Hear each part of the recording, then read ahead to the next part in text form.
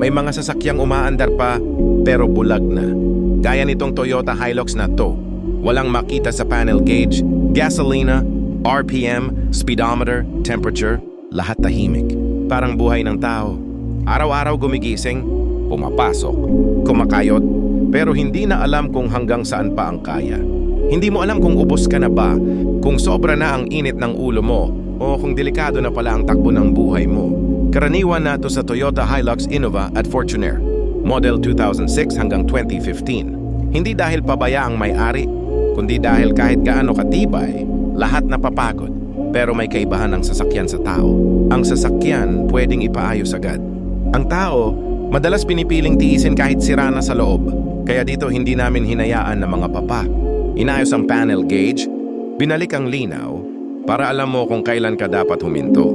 Kailan ka dapat magpahinga at kailan ka dapat magpatuloy. Kasi sa kalsada, isang maling basa lang, pwede kang tumirik. And sa buhay, isang maling desisyon lang, pwede kang mawala. Kung ang panel gauge mo ay wala nang makita, huwag mo nang hintaying masira pa ang makina. Dinoy Honda 583-887B. Tawag ka lang. Dahil mas mabuting ayusin habang maaga kesa umiyak sa gitna ng daan.